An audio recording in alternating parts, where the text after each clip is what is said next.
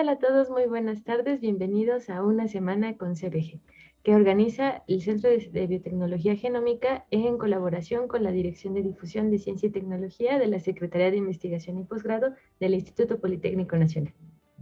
En esta semana hemos tenido la oportunidad de conocer mucho más sobre este centro de investigación y el día de hoy no es la excepción. Así que los invitamos a que nos sigan en nuestros canales y además que se suscriban para que puedan tener más acceso a toda la ciencia que hay en el instituto.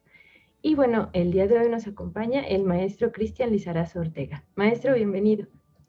Muchas gracias, Moni. Muy buenas tardes a ti y a todas las personas que están conectadas ahora. Gracias, maestro. Bueno, pues antes de comenzar con la charla del maestro Lizarazo, les voy a platicar un poco sobre su semblanza académica para que lo conozcan un poco más. No sin antes invitarlos a que si tienen alguna duda o algún comentario, si quieren mandarle un saludo al maestro Lizarazo, pueden hacerlo a través del chat que tenemos abierto tanto en YouTube como Facebook para que le podamos hacer llegar sus comentarios al final de esta charla. Y bien, sin más, les voy a platicar un poco sobre el maestro Cristian. Él es originario de Colombia y bueno, llegó aquí a México a hacer sus estudios de maestría.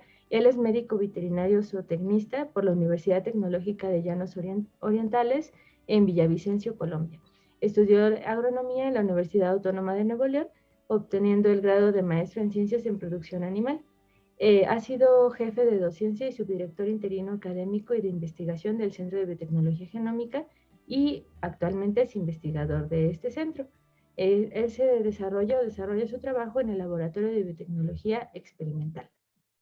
Es profesor del curso de bioexperimentación en el programa de maestría en ciencias en biotecnología genómica y ha tenido varios estudiantes a lo largo de su carrera que ha formado desde el nivel maestría, licenciatura y nivel técnico. Tiene publicados 10 artículos en revistas JCR, más capítulos de libro y algunos artículos de difusión. Es responsable de 10 proyectos de investigación del Politécnico y fue ganador de premios de investigación por la Universidad Autónoma de Nuevo León, Roche Sintex de México y la Fundación Panamericana de Salud y Educación de la Organización Mundial de la Salud. Así que sin más, le damos la bienvenida al maestro Cristian y le cedo la palabra al maestro para que pueda iniciar con esta charla. Adelante, por favor. Muchas gracias, Mónica. Déjame compartir la pantalla.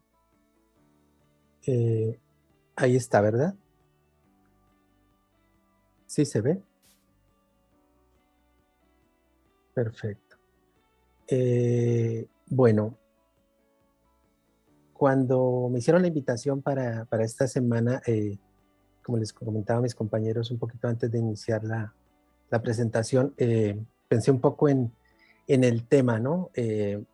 Y no quise abordar de lo que hacemos en este momento en el Laboratorio de Tecnología Experimental como las líneas de investigación para darle un poquito de otro sentido a la semana CBG, sabiendo que mis compañeros de otros laboratorios iban a presentar un poquito sus investigaciones, sus líneas, y dije, bueno, voy a hablar un poquito de la estadística a nivel general, porque es algo que se usa pues prácticamente todos los días, ¿no? Y el que se mete en estas cosas de la investigación, de la ciencia, pues en algún momento de su vida se va a tropezar con ella.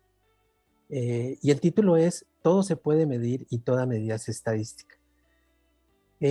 Voy a dividir la plática hablando un poquito de historia, de la estadística, obviamente muy general, porque pues es muy arbitraria la historia, porque son cosas que pues, me llamaron la atención y las puse.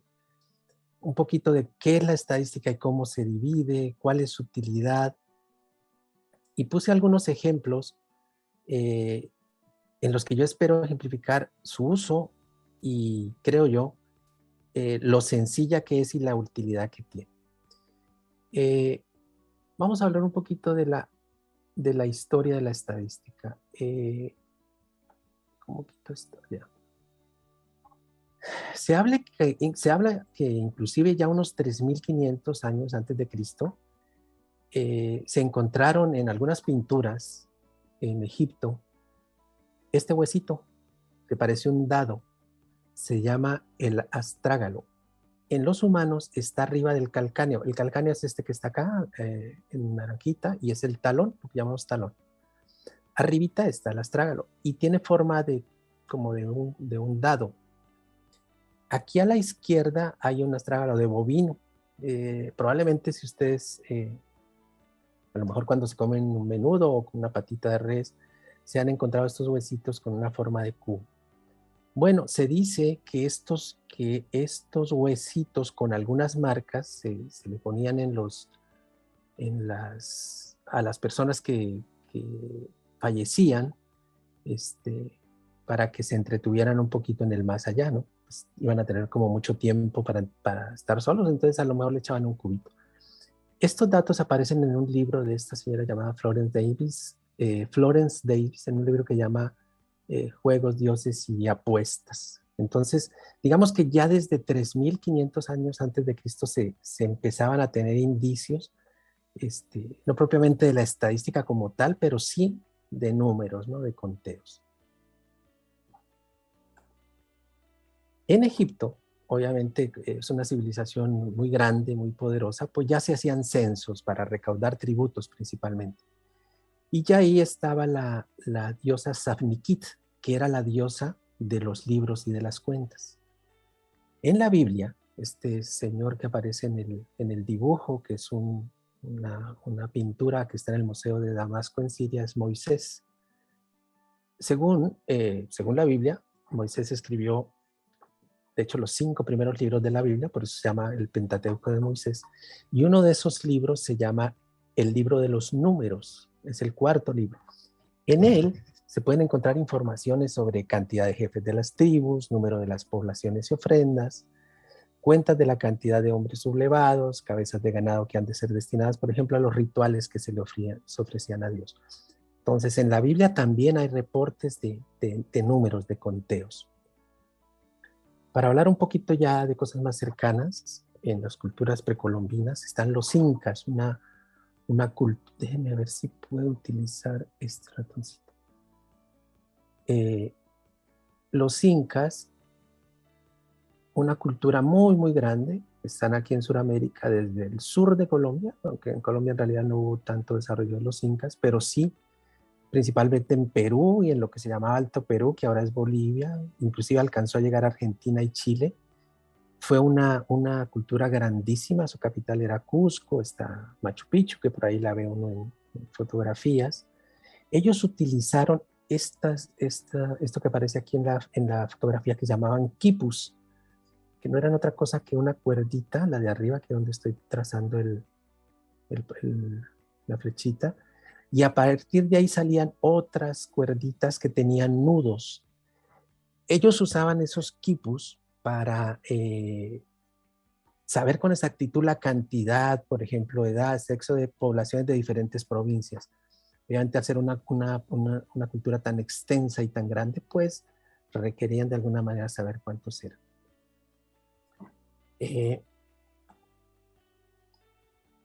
Los mayas, que es una cultura pues, también muy grande, muy importante en la era precolombina, que estaban principalmente en el sur de México, en Belice, en Guatemala, en el norte de El Salvador y Honduras, pues ellos tenían un sistema numérico muy, muy desarrollado, ¿no? Ellos representaban, por ejemplo, el 0 era como un ojito. A partir de ahí utilizaban un punto para el 1, 2 puntos para el 2, así se iban, y cuando llegaban al 5, el 5 era una barrita, y así seguían, ¿no? Aparte de muchas otras cosas de desarrollo importantísimo que tuvieron los mayas, pues ellos tenían en la manera de la numeración algo importante para sus desarrollos. Aquí me va a dar un salto grandísimo ya a Tomás Bayes. Es probable que hayan ustedes escuchado algo de la famosa teoría de probabilidad o estadística bayesiana. Pues esto se le debe un poquito a este señor. Voy a poner nada más algunos ejemplos. Esta gente tenía o hizo desarrollos muy grandes.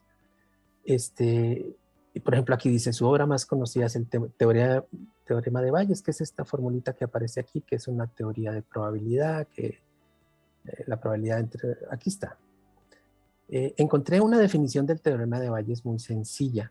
Dice, sabiendo la probabilidad de tener un dolor de cabeza, dado que se tiene gripa, se podría saber, si se tiene algún dato más, la probabilidad de tener gripa si se tiene un dolor de cabeza. Entonces son teorías de probabilidad. No voy a ahondar en probabilidad y eso. La plática es un poquito de datos históricos y al final sí algunos ejemplos, nada más como para para ver algunas personas que, como les digo, yo considero que son importantes, y obviamente la estadística bayesiana sí la es. Luego viene este señor Godofredo Achenwald. A él lo pongo porque forjó la palabra como tal, la palabra estadística. Y él decía que era la ciencia de las cosas que pertenecen al Estado. Y también dijo algo supremamente interesante. Dice, si la política enseña cómo deben ser los estados, la estadística explica cómo son realmente.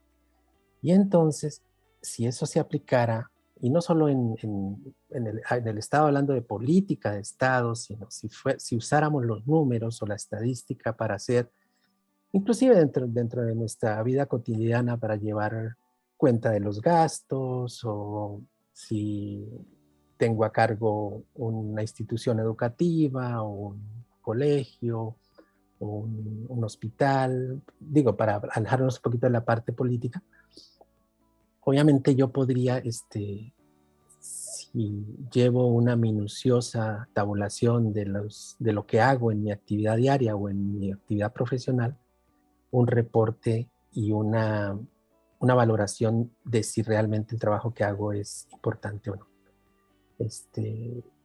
Y ese fue el sentido de lo que dijo, ¿no? La estadística explica en realidad cómo es el Estado o cómo es una institución. Es decir, un reporte de un estadista, de un político, debería ser con base en números, ¿no? Esto recibí con 100 computadoras y entrego 150, entonces incrementé el 50%, por dar un ejemplo sencillo. Luego viene este señor Francis Galton, que fue polímata. Esto de polímata es que sabía muchas cosas: antropólogo, geógrafo, explorador, inventor, meteorólogo, estadistólogo, psicólogo y eugenista inglés. Dentro de las cosas, él era primo de Charles Darwin, y dentro de las cosas importantes que se le atribuyen fue el desarrollo de la regresión lineal simple. Voy a regresar sobre la regresión porque es algo que se usa mucho y con unos ejemplos muy prácticos lo vamos a ver. Pero él decía, aquí en la gráfica aparece, por ejemplo, que se contabilizó el promedio de la altura de los padres y se esperaba que sus hijos tuvieran el promedio de la altura. Entonces es la rayita negra que se ve acá, ¿verdad? Pues si el hijo, o sea, yo de hijo mido unos 70 porque mi papá y mi mamá, el promedio de mi papá y mi mamá eran unos 170 centímetros. Sin embargo, él dijo que no, que porque habían o hijos más grandes que sus papás o hijos más chiquitos que sus papás. Y de ahí viene la palabra regresión, de regresar al promedio. Y esa línea de regresión pues es de una utilidad grandísima hoy en día. Fue acuñada principalmente por Francis Galton, y fíjense, en el año 200 años atrás. Y ese fue una de las cosas importantes que él trató. También lo vamos a ver con un ejemplo más tardecito, la distribución normal, que lo vamos a ver en detalle. Él, si bien no es propiamente el descubridor, el inventor de la distribución normal, sí fue el primero que la usó. Además fue eugenista este señor.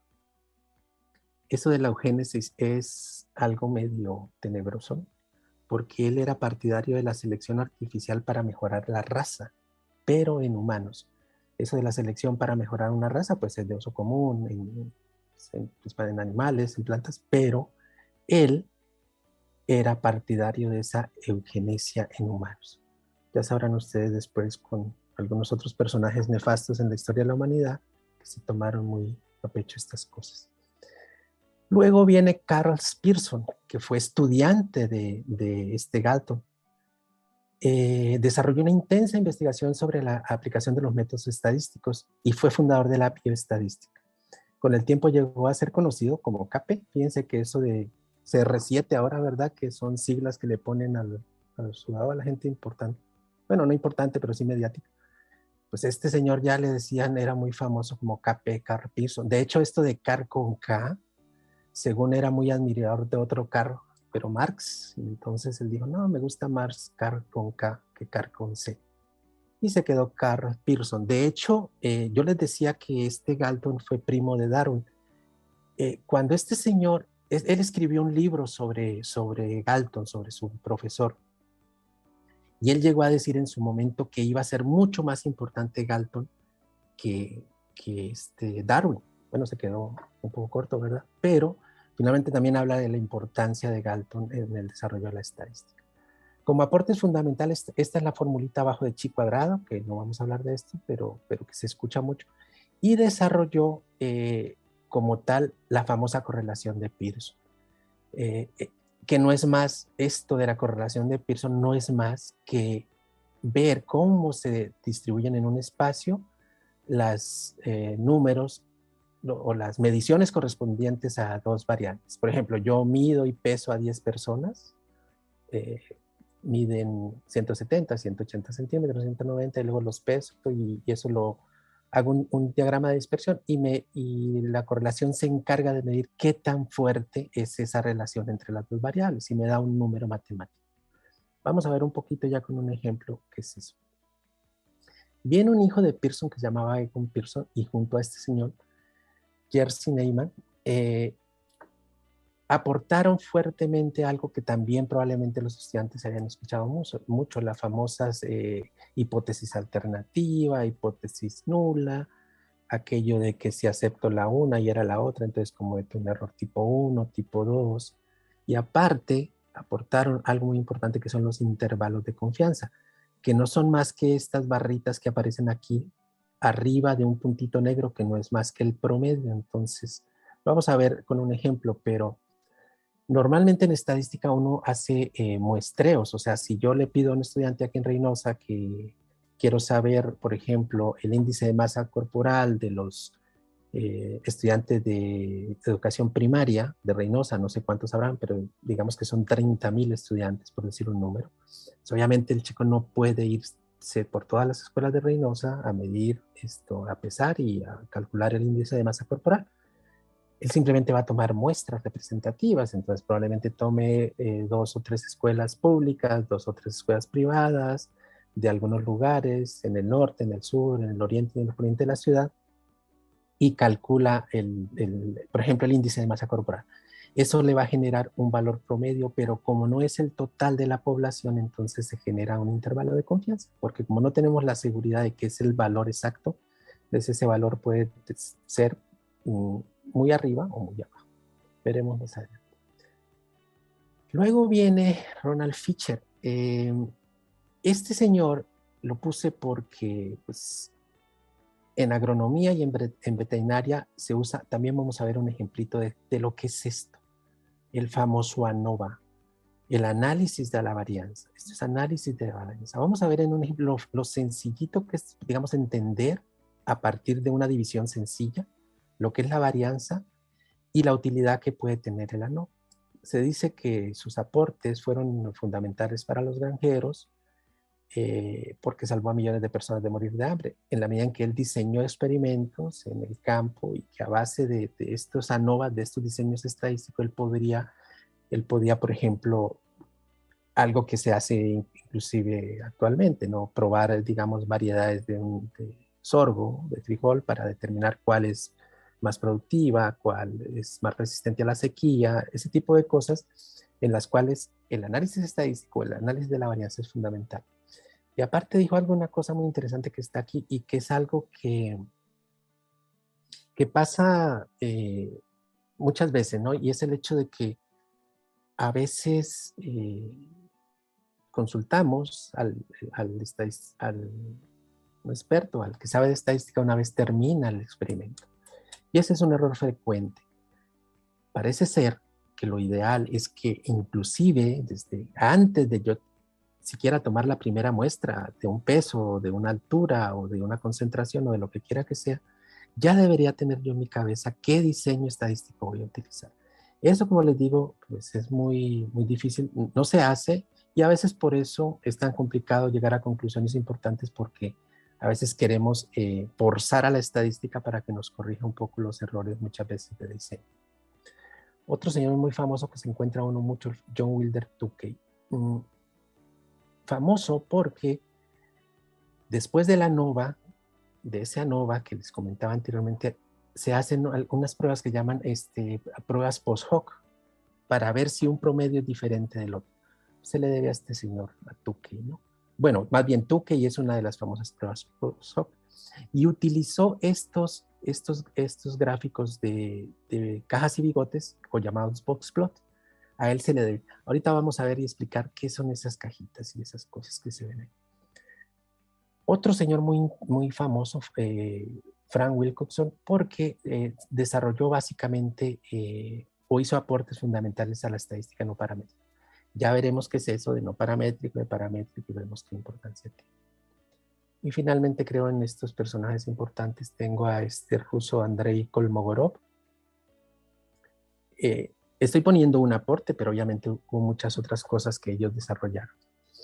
Este señor, y es una prueba que se usa mucho para ver si unos datos, vuelvo a los niños, si 100 niños que yo medí, y que el promedio es de unos 50, y cuando hago yo un sencillo gráfico de histograma, con una medida que él desarrolló, la prueba de Kolmogorov-Smirnov, se cumple esto de una distribución normal. Pero veremos qué es eso de la distribución normal. Ahora, ¿qué es la estadística? Este libro, que lo recomiendo bastante, que se llama La estadística en cómics, de Connick y Collins, dice: vagamos por la vida tomando decisiones con base en una información incompleta. Entonces la estadística permite cuantificar la incertidumbre. Claro, obviamente no se puede uno ir toda la vida queriendo contar y sumar antes de tomar una decisión. Por eso se pone aquí un poquito en este cómic, donde un estadistólogo invita a la chica, ella dice que no sabe qué pedir, que tal vez pide la sopa porque es barata y que no sabe si él va a pagar o no. Eso está pensando ella, y el otro estadistólogo está pensando que la sopa la he tomado 26 de 37 veces, le ha parecido muy buena, y así se va, ¿no? Pero en realidad la idea de la estadística es precisamente cuantificar la incertidumbre, ¿no? Es una herramienta, no es otra cosa más que una herramienta que nos permite cuantificar algo que no sabemos, que no conocemos. Se divide en dos grandes grupos: la estadística descriptiva y la estadística inferencial. La primera es simplemente saber qué pasa en una población. Quiero saber cómo está el índice de masa corporal de los niños en Reynosa, porque nunca se ha hecho, porque no tenemos reporte, porque quiero ver si hay problemas de sobrepeso, de obesidad y todo. La estadística inferencial me permite, con una muestra chiquita de esa población de niños, saber lo que puede pasar en toda la población, y si quiero irme a Tamaulipas, pues entonces hago el mismo ejercicio en Reynosa, en Matamoros, en Victoria. A partir de muestras chicas yo puedo inferir lo que pasa en el estado, lo que pasa en México. Entonces, de manera general y breve, podría ser esa una definición. Todo se puede medir, y toda medida es una estadística. O sea, yo puedo medir alturas, pesos, concentraciones de triglicéridos en sangre, puedo medir muchas cosas. Puedo medir algunas cosas subjetivas también, que no necesariamente me dan un número. Por aquí lo tengo, ajá. ¿Habrá cosas que yo no puedo medir?, preguntaba algún día un maestro de estadística. ¿El arte se podrá medir? El hecho de que vayamos a cine, que no vayamos los que estamos viendo esta plática o escuchando, vamos a la misma película, y el concepto que yo tenga de la película, si me gustó o no me gustó, eso se puede medir. El contemplar una obra de arte, una pintura, eso se puede medir. Podrán medir lo del cine con número de espectadores que van a la película, y a lo mejor dicen, bueno, como esta tuvo más espectadores, pues es mejor que otra que tuvo menos. Al menos más taquillera, así fue. Mejor, no sé. Ese mejor o no, pues es muy subjetivo, y obviamente hay expertos que dicen sí o no, y para una persona que no es experta, pues simplemente le quedará como: a mí me gustó y ya que ya no me gustó. Pero sí, definitivamente, la mayoría de las cosas se pueden medir. Esto es un cuadrito que es muy útil y que normalmente se deja pasar de largo. Todo se puede medir. O sea, es decir, yo puedo medir cosas cualitativas, es decir, cosas que per se no me generan un número, como la religión, como el grupo sanguíneo, como el lugar de nacimiento, y a eso se le llaman variables nominales. O puedo asignarle un grado, por ejemplo, a la escolaridad, es decir, yo le puedo decir a una persona, o estudiar un número de personas y decir: de 10 personas, 2 personas tenían nada más educación primaria, otras 2 tenían hasta secundaria, 4 tenían la universidad. Esa escolaridad yo le puedo asignar un número, decirle, bueno, yo le voy a asignar 0 al que nunca fue a la escuela, 1 al que fue a la primaria, 2 al que fue a la secundaria, así. Esa numeración me permite a mí de alguna manera después hacer pruebas, la que yo quiera o la que me permita a mí el experimento hacer. Se llaman cualitativas, cuál, género, hombres o mujeres, ¿no? Y le puedo asignar un número. A los hombres le voy a poner 0, a las mujeres le voy a poner 1 y así lo analizo. Las otras más sencillas, cuantitativas de número, ¿no? Y normalmente se vienen discretas y continuas. Vamos a ver unos ejemplos más prácticos al final. Esta es una base de datos real, fue producto de algún experimento que hicimos. No lo voy a explicar obviamente. Son número de folias de pacientes, pesos de personas, estaturas, índice de masa corporal, la circunferencia de cintura, el colesterol total, los triglicéridos, el sexo, la edad, el estado civil, el nivel educativo. Si ustedes ven aquí ya hay números. Y aquí abajo aparece, ¿no? Entonces, estado civil, por ejemplo, el 1 es soltero, el 2 casado, el tercero unión libre, 4 separados, 5 viudo y 6 divorciado. Esta numeración me permitirá a mí en un momento, usando la estadística, el saber si, por ejemplo, los triglicéridos o el colesterol total está afectado por el estado civil. Para este grupo de personas, este fue un trabajo que se hizo con 220 personas. Se hacen las gráficas, se hacen los estudios y se ve que a lo mejor los casados tienen niveles de triglicéridos más altos que los solteros. Estoy suponiendo. Y habrá que buscar la explicación de eso, ¿no? No, el casado está más quieto, no lo sé, la esposa lo consiente más, le da más carnitas el fin de semana y por eso se le disparan los triglicéridos. El soltero hace ejercicio, no lo sé. A lo que voy con esto es que de un grupo, de una población, yo puedo tener muchas variables, muchas mediciones, muchas cuantificaciones y usar esos números para darle una explicación a un problema. Ahora, ¿qué es lo primero que yo debo hacer? Eso es lo primero, antes de eso, como yo les mencionaba anteriormente, lo primero que debo hacer es saber, hacerme la pregunta científica, plantear una hipótesis de trabajo, con la hipótesis de trabajo plantear unos objetivos generales o específicos y a partir de ahí saber qué variables y hacer dibujitos muy sencillos, un histograma, unos boxplot o una dispersión. Eso, por ejemplo, para estos datos que están acá, yo hice rápidamente un histograma de colesterol total, de triglicéridos, de índice de masa corporal y de circunferencia de cintura. ¿Qué es un histograma? Estos tres gráficos me dicen lo mismo, me representan lo mismo. ¿Qué tan dispersos pueden estar mis datos con relación a un promedio? Entonces, vuelvo a lo mismo. Mido 100 niños de edad escolar, el promedio de esos 100 niños es 125 centímetros y todos los otros datos están dispersos alrededor de mi promedio.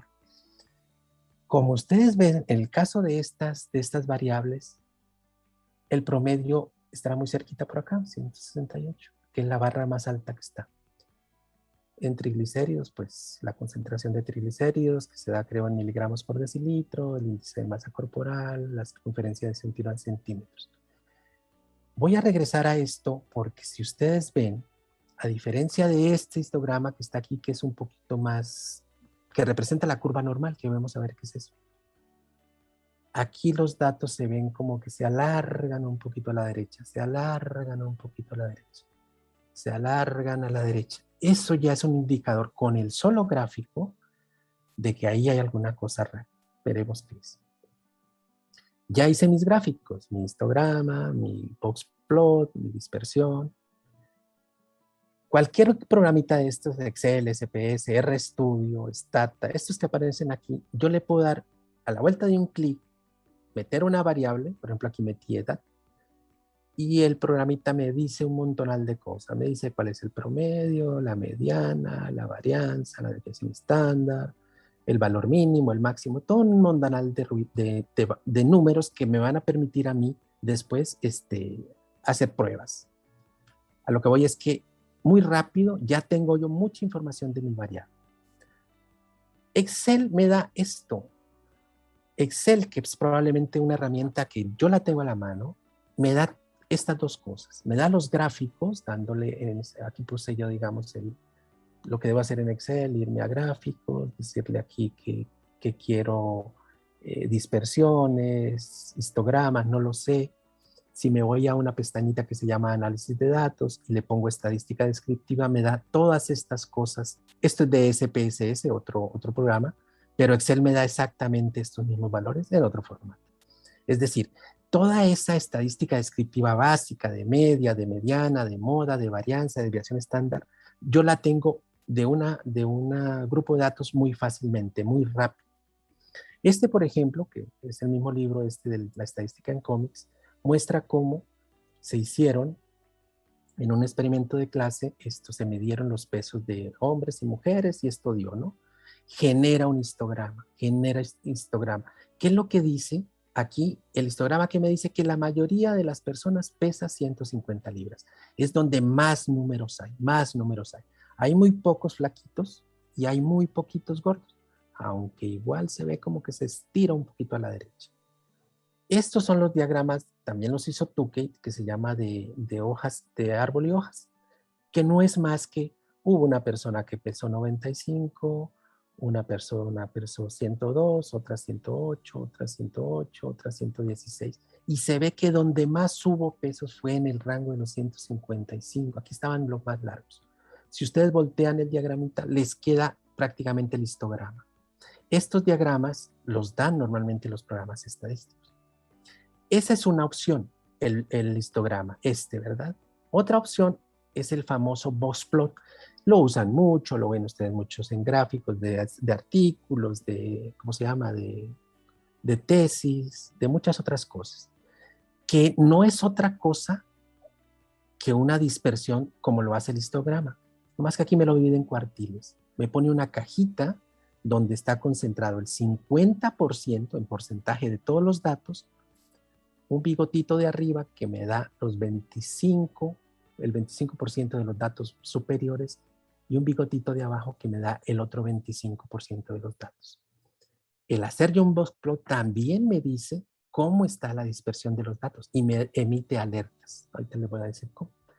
Por ejemplo, este boxplot es el boxplot, el mismo diagramita de cajas y bigotes que les mostré anteriormente de ese grupo de valores que habíamos hecho. Colesterol total, triglicéridos, no sé qué. Y aparecen unos punticos aquí afuera.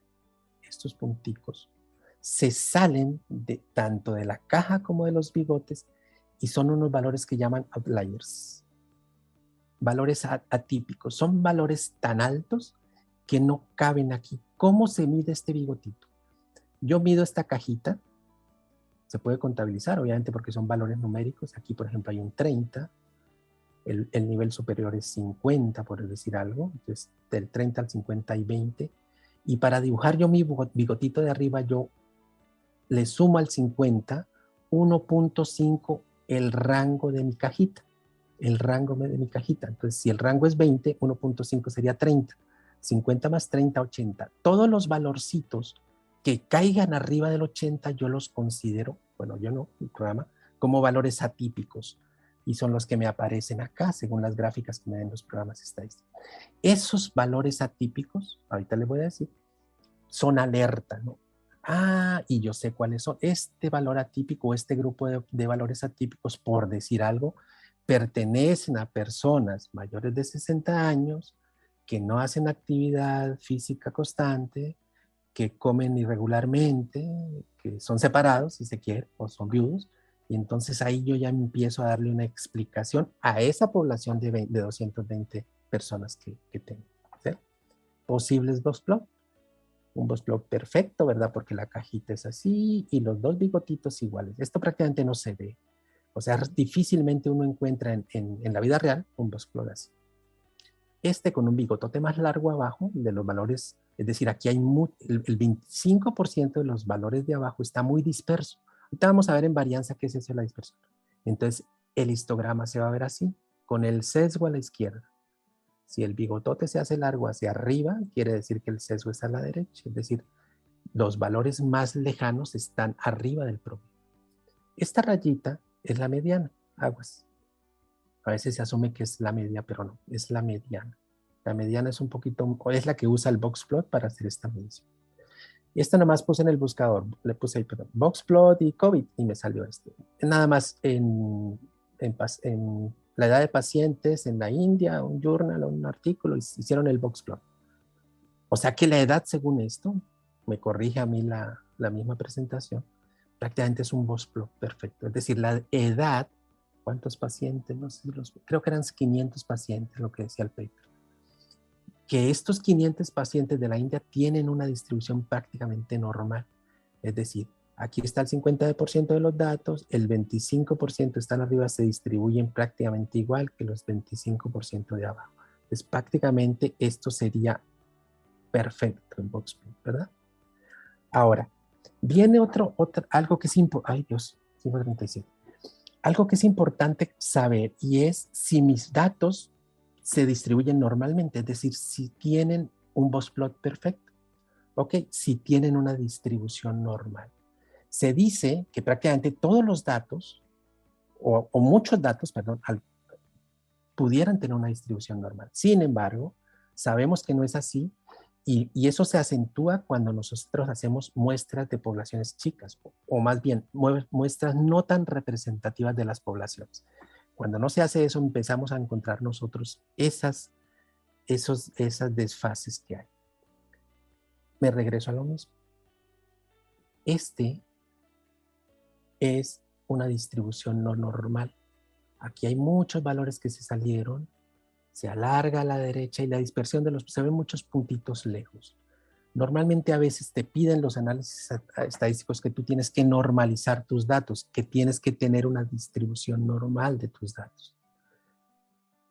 Es muy fácil en realidad. Yo agarro mis valores y les aplico, hay muchas fórmulas que se pueden hacer. Por ejemplo, el logaritmo en base 10, que simplemente es colocar tu valor no normalizado, aplicarle el logaritmo en base 10 y te da otro valor X. Esta gráfica es de valores no normales.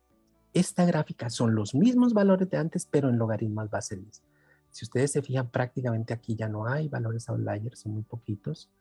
Ya no hay la dispersión, ya no se ven números tan arriba, están prácticamente sobre la línea y el histograma se ve muy bonito, como una distribución normal.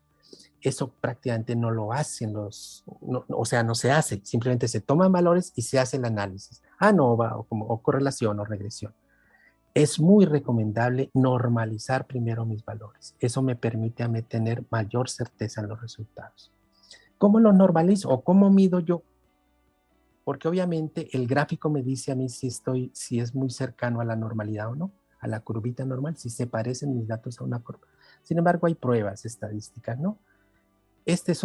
Por ejemplo, esta gráfica es un dato de valores no normales. Si yo graficara un histograma de esto, se vería con un sesgo a la derecha. Si normalizo los datos, me van a dar los numeritos así muy cercanos a una recta. Las pruebas estadísticas que me permiten a mí determinar si hay normalidad o no son estas, ¿no? Shapiro-Wilkins, Smirnov, ¿se acuerdan del rusito que estaba por ahí en las diapos? Anderson, Darling. Y estas gráficas que se llaman de cuckoo-plot, que lo único que me dicen es, oye, tus datos, o sea, cuando adquieres experiencias, ves unos datos como este de la izquierda, como esta gráfica de la izquierda, dice, mis datos no son normales, tengo que normalizarlos. Y sigues. La estadística descriptiva como tal permite mucha información valiosa, ¿no? Estos son algunos ejemplos que puse nada más. Este es, por ejemplo, el dato no es nuevo, es de julio de este año, que recibieron vacunas, simplemente conteo, ¿no? Y ver quién vacunó más, Uruguay, luego Chile, luego Argentina, Brasil, y así se va, ¿verdad? Algunas historias interesantes. Por ejemplo, John Ground, a pura observación, estamos hablando de 1620, hace 500 años, observó que un tercio de los niños nacidos vivos fallecía antes de los 5 años, que 2 personas de cada 9 fallecía por una enfermedad aguda y que 70 de cada 229 fallecía de enfermedad crónica. Observaciones. Observó también que el 7% de la población fallecía a una edad avanzada y que solo 1 de cada 4.000 fallecía de hambre en Londres. Y publicó esos datos de un impacto fundamental y grande en su momento. James Lind hizo algo muy interesante. El escorbuto es una deficiencia de vitamina C. Estos señores portugueses, Vasco da Gama y Magallanes, perdieron muchísima tripulación en los primeros viajes que hicieron a las Indias o a América, ¿verdad? Este señor sabía que la deficiencia vitamínica precisa de hasta 2 a 6 meses para empezar a manifestarse. Entonces hizo un experimento muy sencillo. A 12 pacientes que tenían escorbuto les suministró, a 2 les dio sidra, 2 recibieron sulfato azul, 2 recibieron vinagre, 2 recibieron agua marina y a 2 recibieron limones y naranjas. 2 recibieron purgantes. ¿Por qué les puso eso? No lo sé. Lo interesante es que a 2 les dio limones y naranjas, fuentes de vitamina C. Uno de los pacientes que recibió el cítrico estuvo lista para el trabajo a los 6 días y otro que se hallaba lo suficientemente bien como para cuidar a los restantes pacientes. A punta y básicamente de observación. Esta señora que deben haber escuchado, Flores Nightingale, la pionera de la enfermería, ella hizo todos sus estudios básicamente utilizando medidas asépticas en la guerra de Crimea para los soldados británicos. Utilizó gráficos, estamos hablando de hace muchos años, gráficos como esto, inclusive a los gráficos se le llaman la rosa de Florence, a este tipo de gráficos, que lo único que hacían, por ejemplo, ella medía cómo soplaba el viento, en qué meses soplaba el más viento y de qué lado venía, y entonces acomodaba a algunos pacientes en ciertos lugares para evitar contaminaciones en los pacientes que estaban heridos. Y ese tipo y todas esas, digamos, mediciones o lo que pasaba después de las mediciones las graficaba y veía cómo iba disminuyendo. Esto es en un año, en el 1885, 55, y al año siguiente cómo iba disminuyendo el número de pacientes que morían o que tenían problemas después de ser heridos en combate, simple y sencillamente haciendo cierto tipo de programas asépticos, pero contando, llevando un registro. Ahora, ¿y qué pasa si hay que ya no es una sola variable? O sea, que ya yo nomás quiero ver el histograma de la edad. ¿Qué pasa si yo quiero comparar edad con estatura? ¿Qué pasa si yo quiero ver la relación que hay entonces se empieza a complicar la cosa? Tengo que hacer una regresión lineal simple o tengo que hacer un análisis de varianza y luego qué es eso de parámetros y no paramétricos. Hay tres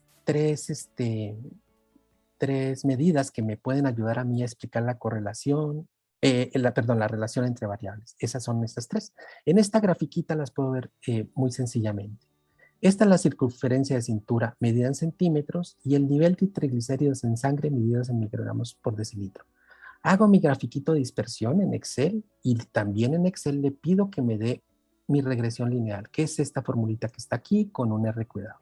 Esto que me lo da el Excel a la vuelta de un clic, ya me dice a mí muchas cosas interesantes. Que me dice que hay muchos valores afuera o sea, si yo hiciera un histograma de esto, me mandaría también probablemente una curvita no una distribución muy normal.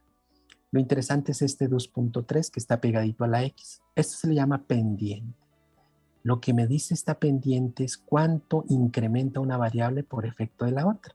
Pero en términos prácticos del ejemplo es, la circunferencia de cintura es medida en centímetros. A los 220 pacientes le midieron su cintura de tanto y a esos mismos le midieron triglicéridos. Según esos pacientes, por cada centímetro que aumenta la circunferencia de la pancita, la concentración de triglicéridos en sangre aumenta 2.3 miligramos por decilitro. Entonces ya ese tipo de información en números me permite o le permite en este caso al médico o al epidemiólogo, identificar algún problema.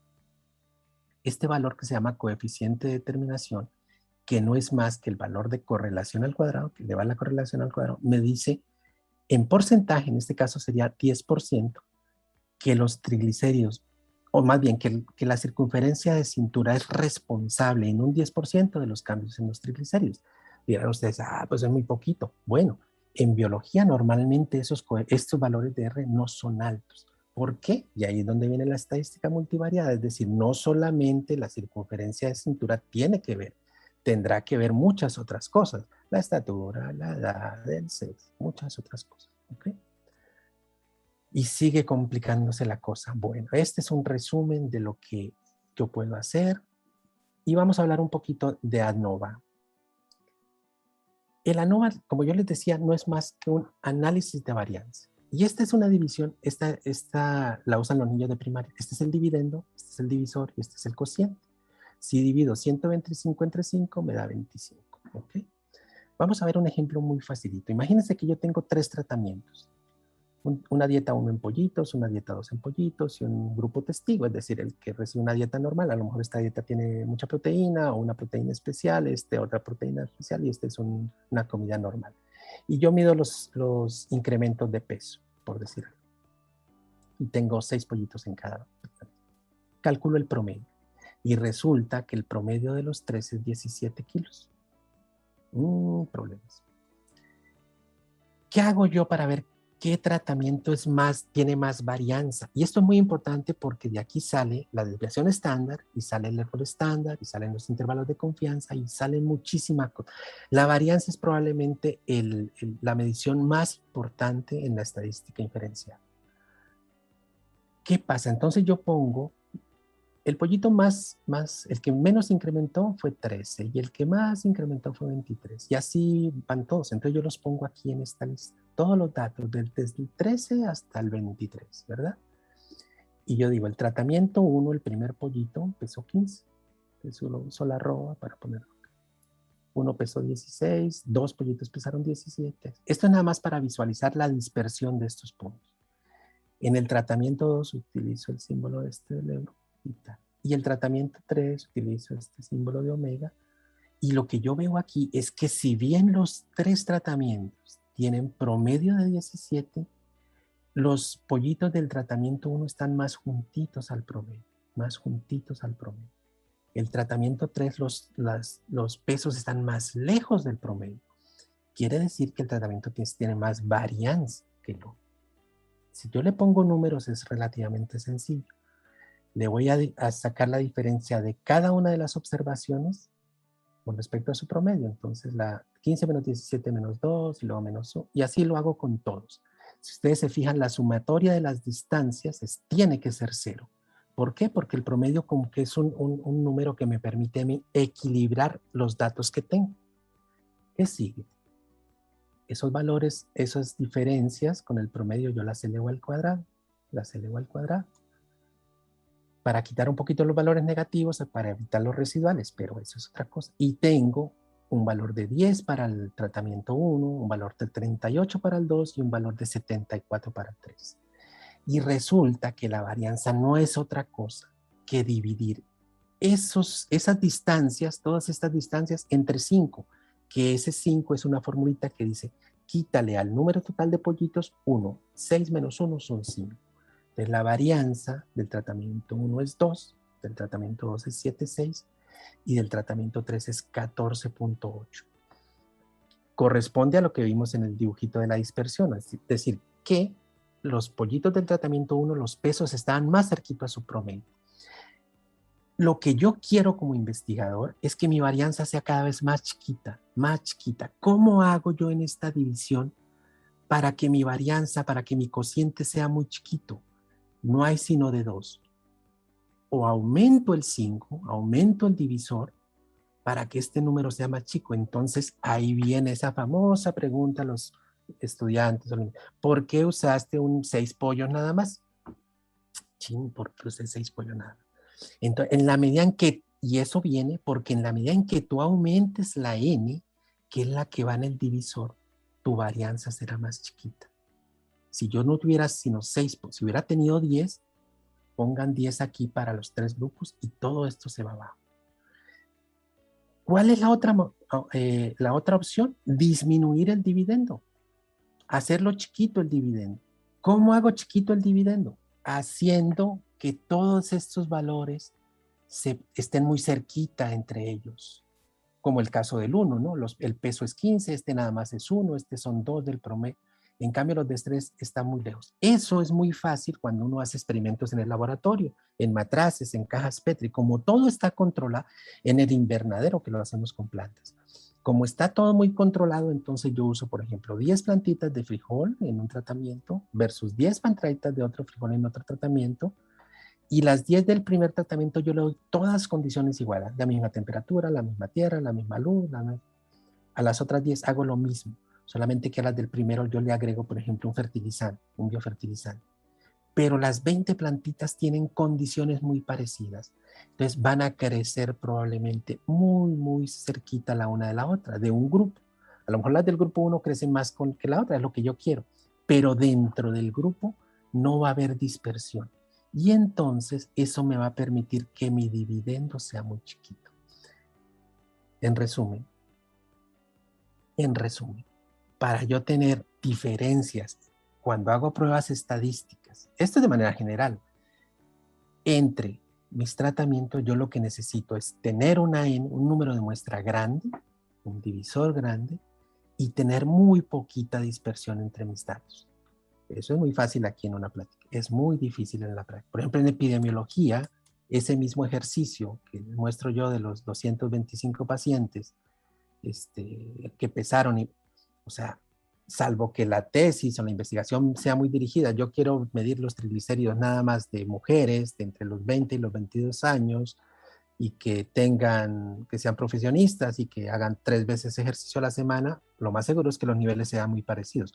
Pero si lo que hago es un screen de una población, pues obviamente va a ser imposible controlar el dividendo, es decir, que los valores estén muy cercanos los unos de los otros. Por eso en epidemiología es muy importante el tamaño de muestra. Como no puedo controlarlo primero porque hay mucha dispersión de los datos, entonces la N tiene que ser grande para tratar de controlar un poquito la varianza. Esa varianza se usa la raíz cuadrada. La varianza entre la raíz cuadrada de la varianza, a ver otra vez, la desviación estándar es la varianza, es la raíz cuadrada de la varianza, perdón. La desviación estándar es la raíz cuadrada de la varianza, esta es la varianza. Entonces es lo mismo. Si yo quiero desviaciones estándar chicas, aumentas la n y disminuyes la dispersión, aumentas la n y disminuyes la dispersión. La desviación estándar ustedes se las van a encontrar por toda la vida en las investigaciones, los intervalos de confianza. Muchas veces se usa la desviación estándar para calcularlos. Entonces, si no quieren ver unos intervalos de confianza grandísimos, tienen que tener controlada su varianza para hacerlos chiquitos. El error estándar no es otra cosa que la desviación estándar entre la raíz cuadrada de su muestra. El error estándar es probablemente, cuando se habla de poblaciones, de las herramientas más importantes que hay. Ya voy a acabar. ¿Qué pasa si mis datos no son normales? O sea, si no cumplen si no se distribuyen normalmente, entonces se hace estadística no paramétrica. Y vienen una cantidad de muestras que Wilcoxon, que era el que andaba por ahí en la moto, Cruz-Calual, y así se hace. ¿Okay? Y esta historia continuará porque la pregunta viene acá. ¿Y si acaso el nivel de triglicéridos es afectado solamente? Es una pregunta. ¿Acaso el nivel de triglicéridos es afectado solamente por una sola variable? Pues no. Entonces aquí empieza la estadística multivariada. Dicen los estadistólogos que saben, los que saben mucho, dicen, la estadística empieza realmente cuando empiezas a ver estadística multivariada, es decir, porque los fenómenos biológicos naturales no son afectados, una variable no es afectada solamente por otra variable, sino por muchas variables. Y obviamente tiene un grado de complejidad más grande. Pero bueno, es importante entonces, voy a dejar de compartir ya mi pantalla. Es importante entonces entender estos conceptos básicos para pasar ahora sí a cosas mucho más escabrosas. Espero que les haya gustado y que no estén muy aburridos. Los escucho. Me voy a alejar. Muchas gracias, maestro, por la presentación. Y bueno, sí, como nos dijo, ¿no? La estadística es la base de la investigación, así que todos aquellos que nos están viendo, ojalá que hayan tenido un panorama más amplio para que vean todas las aplicaciones que tienen, ¿no? Esta parte tan importante es la herramienta que nos platicó, maestro. Y bueno, voy a proceder a darle algunas preguntas que nos han llegado por parte del público. Y bueno, vamos a iniciar primero con Facebook. Bueno, aquí tiene un montón de saludos de sus fans. Yo muchas gracias. Que entrara para que les dé like. Okay. Y bueno, una de las preguntas que hay aquí es, ¿de qué depende el nivel de confianza en los cálculos estadísticos? Ok. Ese nivel de confianza es, cuando yo comparo dos grupos, por ejemplo, vuelvo a los pollitos, tratamiento 1 con tratamiento 2, necesito un nivel de confianza, un nivel de significancia que es una probabilidad de que la decisión que yo tome al final sea lo más acertada posible. Entonces, normalmente esos niveles de confianza se usa el 95%, es decir, que la decisión que yo tome o el producto de la variación de esos pesitos, del pollito 1, el pollito 2, corresponden a la fuente de variación que yo le metí.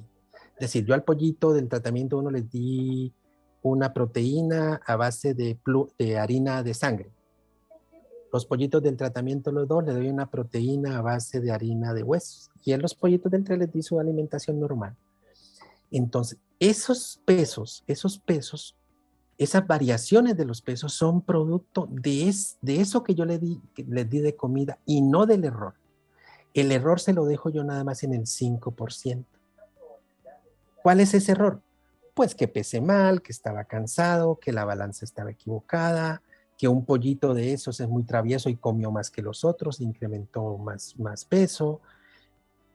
Eso se le llama nuevamente en estadística error experimental. Entonces va subiendo y va subiendo y yo espero que no sea más del 5%.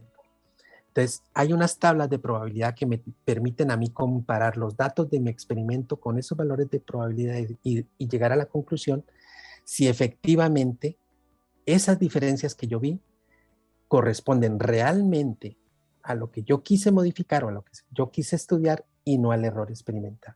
Eso el nivel de confianza es de utilidad, siempre se usa, siempre se hace en estadística y probablemente los programas estadísticos siempre te dicen, por ejemplo, tu tratamiento 1 es diferente al 2 con un nivel de confianza del tanto por ciento. Ya te lo dice. El concepto es ese del error, de ahí viene el que el programa te lo dice. Ok, Doc, bueno, eso para tenerlo en mente. Y justamente de lo que nos comentaba ahorita, hay una pregunta sobre, dice Sofía Fierros, buenas tardes, ¿cuál es un buen programa estadístico para una persona principiante en estadística? Y que es muy buena pregunta. Sofía, yo lo que te puedo decir es lo siguiente.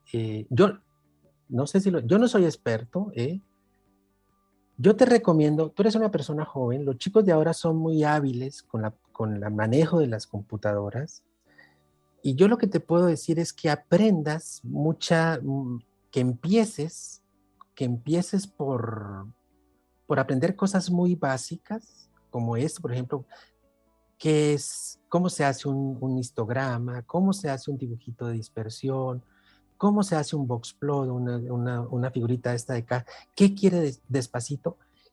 Y sin ser yo un experto, yo creo que el programa RStudio, actualmente es muy usado, no es tan nuevo, debe tener no estoy seguro, 2011 tal vez salió, unos 10 años.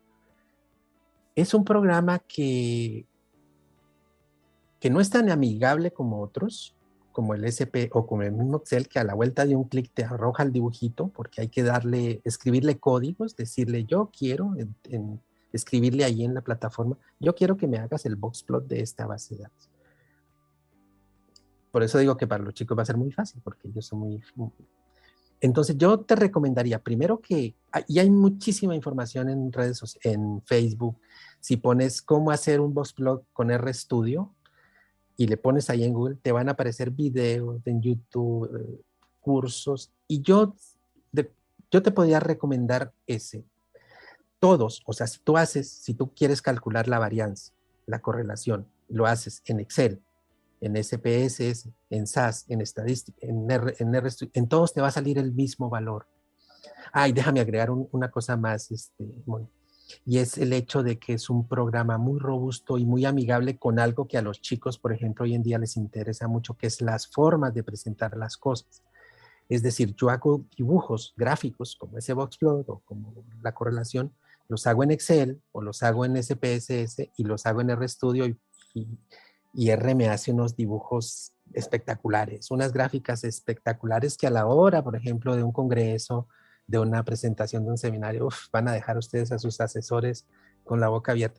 Sí les va a llevar un poquito de tiempo, pero vale la pena que sin miedo se metan en él porque aparte del fondo, que son los datos gruesos de su trabajo, la forma es importante. Entonces, RStudio, definitivamente. Ok, y bueno, si son estudiantes, de repente muchos de estos programas los tienen en las bibliotecas o como Ah, parte de sus cuentas de estudiante, ¿no, maestro? qué bueno que lo comentas, qué bueno que lo comentas, Moni, porque RStudio es libre. Mm. Tiene esa, o sea, siendo el más, tal vez el más nuevo, con Python tal vez, pero por ejemplo, por SPSS, ese lo encuentras tú libre un mes, pero luego hay que comprar o pagar por eso. Probablemente las escuelas lo tengan, pero RStudio es libre y de hecho te saca, encuentras hasta 3 o 4 versiones en el mismo, lo están actualizando de una manera, ya no saben qué hacer, ¿verdad? Y te sacan una cosa y ahora puedes hacer unas cosas, unos dibujos, unas gráficas maravillosas que se ven ahí, pero vale la pena que se metan en eso. Uh-huh, Sí, pues esa es una alternativa, como dice el uh-huh. maestro, es libre y si no, Es pues libre. busquen Uh-huh. con su cuenta de estudiantes, por ejemplo, como en AutoCAD, que puede uno entrar y Ajá. tener un acceso de estudiante y con toda la librería y toda Uh-huh. la paquetería, pues para que también lo chequen de esta manera y lo exploren para que, como dice el doctor, sorprendan a sus Sí, asesores y con eso pues tengan también un buen análisis del trabajo que están haciendo. y muchas veces hay gráficas como yo les ponía los grafiquitos esos de cajas, a veces cuando tú le puedes manipular los colorcitos, ¿verdad?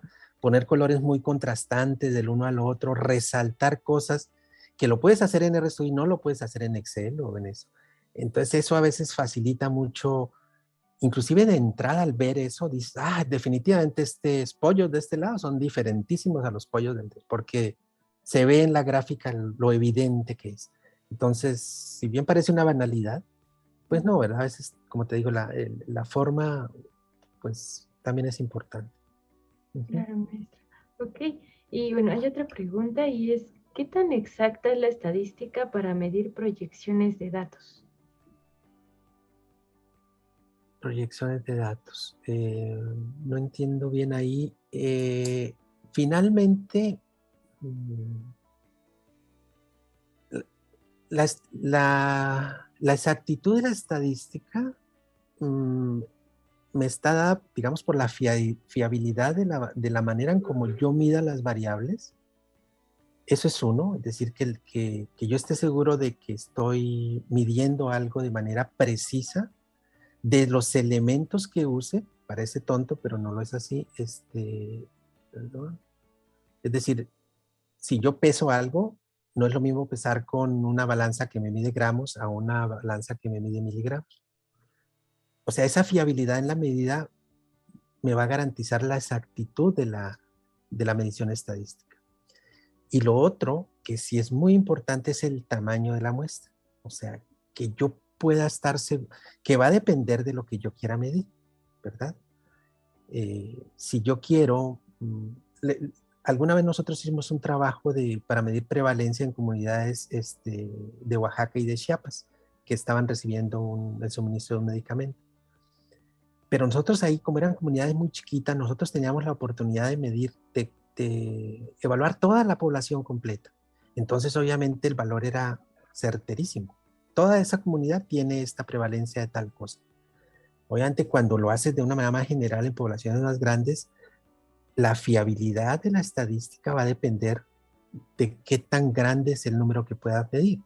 Que eso a veces es complicado porque en la medida en que tú aumentas tu número de muestra, pues se complica inclusive por costo, ¿no? Es más diferente, el proyecto no tiene tanta capacidad para medir eso, el tiempo, los estudiantes a veces tienen tesis medida, o sea, no pueden andar haciendo poblaciones muy grandes. Entonces, ahí la respuesta no sé si quedaría clara, pero hay muchas cosas este, que le permiten, sí es muy fiable, es una herramienta muy poderosa, pero como bien lo decía el maestro que te digo que decía que mucha gente no sabe estadística, él decía, si tú le des patatas al programa, si le avientas patatas, el programa te las analiza y te da un número y te dice, son 3.5 y tú te quedas feliz con tu 3.5 y no sabes que la mediste mal, las pesaste mal, la sacaste una muestra de Reynosa, la otra venía de Querétaro y el programa te dice y tú reportas.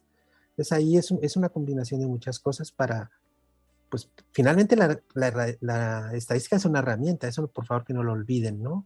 Que apoya a la ciencia en la toma de una decisión, pero no es otra cosa que una herramienta y como yo la alimento con algo, va a depender mucho de la rigurosidad que yo tenga como científico en la toma de datos, en la exactitud de los datos, en muchas cosas de esas. Sí, por lo que ahí la recomendación cabe, ¿no? En cualquier muestra y cualquier toma de datos que hagamos hay que ser muy cuidadosos y analizar primero, ¿no? Previamente Ah, qué quiero obtener o qué estoy buscando, porque a veces uno, como dice el programa, no va a reflexionar en eso, no te va a decir, estás metiendo mal tus datos. y, Entonces también necesitas cuidado. y fíjate, Mónica, qué bueno que lo dices porque, por ejemplo, al menos en epidemiología es de uso casi que cotidiano, de que un estudiante dice, bueno, yo quiero estudiar cómo es X población, cómo son sus componentes sanguíneos de eso que vimos, triglicéridos, ¿no? Y yo quiero hacer, porque nunca se hizo en San Fernando, Tamaulipas, por decir algo. Antes de ir a medir la primera persona, antes de medirle la panza al primer paciente, antes de picotearlo con la primera aguja, tú tienes que, inclusive se pueden simular, hacer simulaciones en Excel, simular esos datos que yo pienso que pudiera encontrar ahí. Es decir, yo pienso que la concentración de triglicéridos en sangre se puede, porque están los reportes, están los papers, están las tesis. Yo sé que los triglicéridos no van a estar en 5,000, no existen. Yo tengo cientos parámetros, más o menos los valores normales. Y yo digo, bueno, yo puedo hacer simulaciones en Excel muy fáciles de hacer, con fórmulas muy facilitas de meter, donde digo, yo quiero que me simules para 100 pacientes cómo se van a comportar dependiendo de esta edad, si hay más mujeres, si hay más hombres, si la población tiene un grado de escolaridad. Entonces, antes de siquiera yo ir a este lugar, yo puedo simular mis datos, ir más o menos preparado y esperando qué me voy a encontrar. Y eso es valioso porque de entrada me pueden salir unos números medio raros y ya estoy yo preparado para decir, sí, es posible esto porque lo vi, porque lo simulé y entonces no me preocupo. Cuando no tienes esa, digamos, rigurosidad, tomas muestras y a lo mejor cometes errores en el mismo toma de muestra, en el lugar de la muestra, que lo puedes corregir si tienes un estudio riguroso previo al inicio del trabajo físico, quiero decir, ¿verdad? Desde el inicio de la prueba. Claro. Pero entonces una buena recomendación es documentarse, ¿no? Buscar Definitivamente. suficiente información antes de, como decía, comenzar ya con todo el estudio, primero buscar la información. Pues ahí en la diapo del señor ese Fischer, ¿no? Pues decía ahí o sea, y eso pasa muchísimo, ¿no? Y le digo, vamos a analizar los datos cuando ya cuando va a empezar a escribir la tesis, el estudiante. Vamos a analizar los datos. Uf, eso es una locura porque a veces hay que empezar a tratar de adaptar un diseño estadístico a esos datos. O sea, inclusive, por eso les digo, antes de empezar el trabajo como tal, probablemente yo ya deba saber, para ese trabajo yo lo que voy a hacer es una ANOVA de 2 días y los datos no van a ser normales porque la distribución no se va a hacer bonita en la normal, para hacer con estadística no paramétrica y entonces voy a echarle mano a Wilcoxon, casi, ¿no? Y no voy a tener sorpresas. Eso pasa en el 1% de los casos, desafortunadamente, ¿verdad? Y le pasa a uno mismo como investigador, ¿no? Y empiezas el trabajo o el experimento y, sí, ¿y ahora por qué empecé en otoño? Hoy que empieza el otoño, ¿no? Pues me van a dar unos datos ahí locos.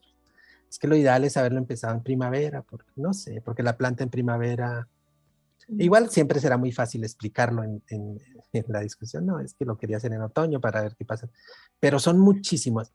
Y obviamente la metodología, la planificación, el hacerse una hipótesis de trabajo muy rigurosa. Yo siempre le digo a los estudiantes, a partir de tu hipótesis salen tus objetivos, sale tu objetivo general, saben tus objetivos específicos, de tus objetivos específicos salen las variables que vas a medir. Tienes que saber cómo mides las variables, si las pesas, si las mides, si las cuentas, si no las cuentas, y muchas cosas antes de iniciar el trabajo. Eso normalmente no se hace. Y no se hace porque no se sabe. Por eso te digo que la buena noticia es que no se sabe mucha estadística. Entonces, para los chicos que inician, siempre es bueno que se documenten, que aprendan, que pregunten, que lean, que aprendan un programita estadístico y definitivamente eso va a ser muy valioso para ellos. Y pueden ser aportes fundamentales en grupos de investigación, ¿verdad? Que chicos que aprendan muy bien la estadística llegan a un grupo de investigación donde no es común que todos sepan y se hacen invaluables, valiosísimos, el que puedan inclusive recomendar sobre la experiencia de los datos y de no manipular en el buen sentido de la palabra, de manipular los datos, el que puedan recomendar cosas al científico que, como le digo, no necesariamente tiene que saber o ser experto en estadística. Okay. Y hay otra pregunta, maestro, de Javier Arce. Dice, ¿cómo reconocer o saber cuáles son herramientas estadísticas de importancia al momento de hacer investigación con la intención de publicarla? Por ejemplo, ¿Excel sería válido para publicaciones científicas? Ay, no, es complicadísimo. No he visto yo el primer paper, digamos, en revistas científicas, JC. Probablemente vea gráficas, ¿verdad? Pero si tú si tú te metes a Excel, Excel inclusive te hace una T-Student de 2 pruebas. Pero si tú quieres reportar diferencias estadísticas en tu experimento, es necesario que uses un programa robusto, si se quiere, ¿no? El SAS, el SPSS, RStudio, para que es probable que los revisores te digan, ¿no? No puedes usar Excel para hacer la comparación de media. Igual y lo documentas bien y lo puedes, digamos, publicar, pero antes de que te digan que no, pues usa una plataforma, una herramienta estadística robusta que te permita a ti. Por eso, y yo les decía hace un ratito, la misma varianza, el valor si yo pongo esos pollitos y hago la varianza en Excel, y hago la varianza en estadística, y hago la varianza en SPS, y hago la varianza en RStudio, me va a dar el mismo valor. 2 creo que daba el primer pollo, 2.1. O sea, es igual. Y luego, si quiero hacer análisis más robustos, obviamente Excel no puede hacerlo. Si quieres hacer una regresión múltiple, o si quieres hacer análisis multivariado, por ejemplo, el que les comentaba que ahí me quedé, ¿no? Que esta historia continuará. Eso no te lo hace Excel. La recomendación es, Excel es muy bueno, ¿no? ¿Qué hace uno cuando está haciendo la tesis? Escribe en una hojita, ¿no? Empezó y fui, o en el laboratorio. Y eso lo pasas a una hoja de Excel. Excel es un excelente primer screening para hacer la estadística descriptiva. Eso sí es perfectamente válido. Que agarres tus datos que tienes en la hojita de Excel y hagas dibujitos de dispersión, hagas histogramas, hagas box plot. Perfecto. Inclusive un reporte en un seminario, en la misma tesis, el escrito de tesis es perfectamente válido. Si ya quieres hacer un análisis de varianza y hablar de la significancia, que era la primera pregunta, esa del 95%, es preferible que uses un programa estadístico ya más robusto. Okay. Bueno, eso también es importante, ¿no? Hay un montón de herramientas y un montón de pasos a seguir. De todas formas, ustedes pueden contactar al maestro Cristian. Sí, claro. Recuerden estar en el CBG. Les estamos compartiendo su correo de contacto y la página del CBG para que, pues, cualquier duda extra o que quieran acercarse a él, pues, con todo gusto y con toda confianza. Con mucho gusto, sí. Está disponible. Y maestro, sí, adelante, maestro. No, te escucho. Ah, ok, mire, es que hay una pregunta y comentario de Marley Graciela Márquez. Ella pregunta, ¿dónde puedo ver las demás sesiones? A esa pregunta ya te hicimos la contestación, Marley.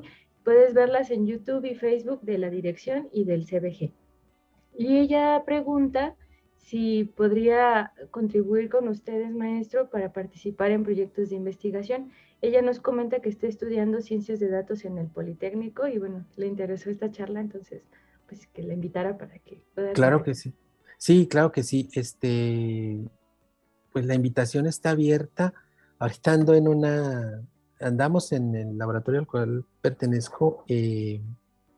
No sé si es propiamente de lo que ella habla, no estoy seguro. Queremos poner estamos empezando apenas, ¿no?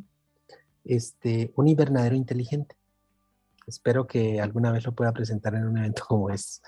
La idea es tener muchas variables, es decir, que yo en mi invernadero súper inteligente pueda tener las variables. Yo les decía, variables, todo aquello que se puede medir. Entonces yo mido la altura de la plantica, ¿verdad? Y luego mido la hojita y mido el diámetro del tallito. Eso es lo que se hace normalmente. Queremos medir más cosas y queremos medirlas de manera más precisa. Queremos medir la raíz, el color de las hojas, la temperatura ambiente, la temperatura de la solución si es hidroponía, no sé, los microelementos en la solución, qué pasa cuando yo le quito una cosa, le subo algo. Porque en la medida en que yo tenga más cantidad de cosas medidas, más variables, me va a permitir tomar mejores decisiones. Por eso yo les decía que los que saben mucha estadística, los estadistólogos así expertos, dicen, no, es que la estadística empieza cuando empieza la estadística multivariada. Ustedes olvídense de sus grafiquitas, de sus box plot. Lo realmente bueno empieza cuando y en parte, y la razón es esa, ¿no? Que cuando yo empiezo a meterle cosas, los programas me van a decir, lo que yo creía que era lo más importante, porque nomás lo medía, resulta que no es eso. Resulta que lo realmente importante es la temperatura ambiente, por decir algo. Y no la mido porque no tengo un termómetro, o porque no se me ocurrió, o porque no sé. Entonces, con ese invernadero inteligente que le digo, hay un proyecto, inclusive se presentó una convocatoria de innovación del Poli, esperemos que nos lo den. Es tener muchos números, muchos numeritos del mismo experimento, a ver qué nos dice, ¿no? Y obviamente eso va a requerir expertos que no, o sea, en ciencia de datos, en cómo, no lo sé exactamente qué hacen, pero sí definitivamente ingenieros que nos permitan a nosotros tener otra visión de lo que pues, a nosotros se nos escapa, ¿verdad? Nosotros conocemos de alguna manera la parte agronómica del asunto, pero esta parte ya más fina de la medición no la conocemos y claro, por supuesto, sería fundamental para nosotros.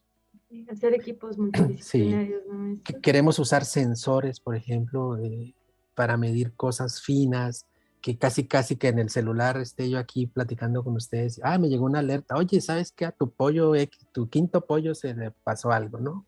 Y entonces ya, mira, es una exageración lo que estoy diciendo, pero sí puede pasar. Pasa en agricultura, obviamente, que esas alertas de plagas o de visualizar un descenso del pH en la solución, que sí me puede afectar directamente y que yo lo pueda tener en el momento, ya, y no como normalmente se hace, ¿no? Que es que voy a medir mi plantita hoy y dentro de 15 días, porque no lo puedo hacer de otra manera, no es operativo que yo mida las plantas la mañana, en la tarde, en la noche y luego el otro, o sea, no, el estudiante no lo va a hacer y el investigador tampoco, pero si podemos nosotros tener esa medida, esa automatización de todo ese tipo de cosas, va a ser muy sencillo.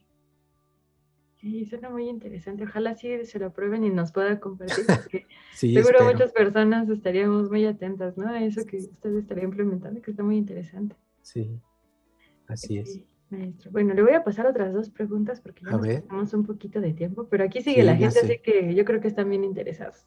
Ok. Y una de ellas es de Prometeo Alexander. Dice, a su forma de ver, ¿desde qué grado escolar la gente puede aprender estadística al nivel que usted maneja? Yo no manejo, ya quisiera yo manejar mucho. Esa es una pregunta interesantísima. Finalmente, eh, mi hija, que está en sexto de primaria, me ha sacado de apuros con Excel un par de veces. Me dije, papá, y es que aquí se hace así.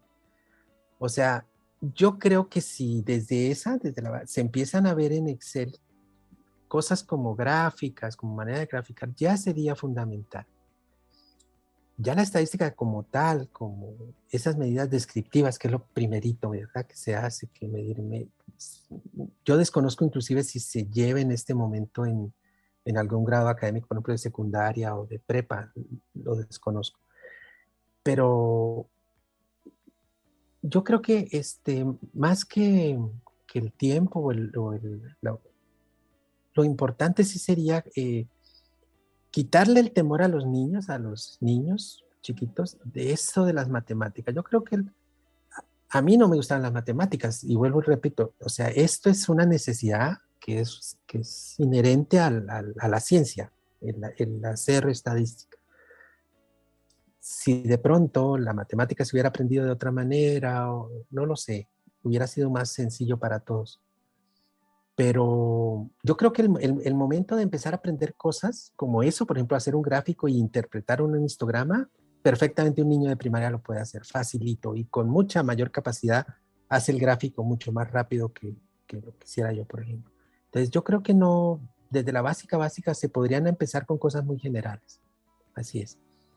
Ok, pues sí, también nosotros fomentarlo. Hay muchos videos que están haciendo Sí, contenidos para niños de matemáticas, entonces exacto. como papá, como tío, como tía, está interesante, ¿no? Llevar a los pequeñitos, irlos acercando a esto de la ciencia y por qué no las mates, que en realidad son una herramienta muy útil, como nos dice, muy poderosa. Fundamental, muy poderosa. Y en ciencias, o sea, si eres científico tienes que, como les digo, si no ser experto, sí, al menos ver un artículo y saber que esa gráfica indica algo, Claro, definitivamente. Ujú.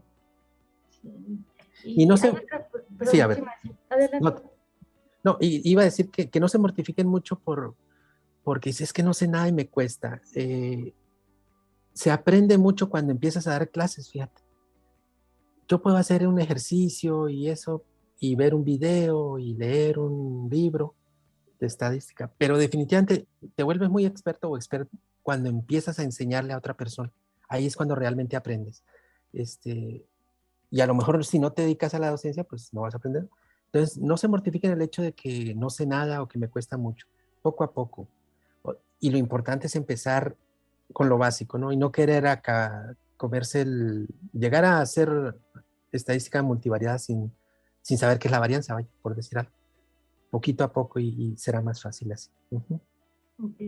Y bueno, la última pregunta, Ok, maestra, ya para la última y nos vamos, dicen nos por vamos, ahí. ok. Dice Cristian Franco, ¿cómo puedo comparar datos que no tienen varianza?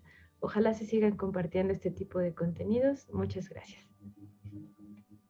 Oh, qué buena pregunta. Dejaron la más difícil para el final.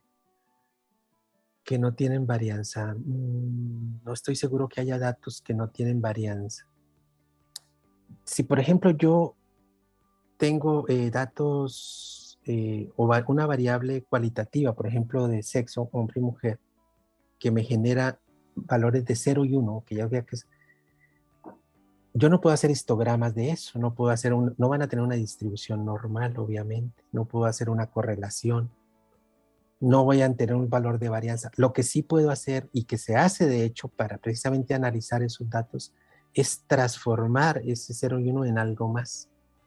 Y a partir de hecho, programas ahora sí como Excel, uno puede darle la transformación en Excel o SPS, decirle que me haga esto.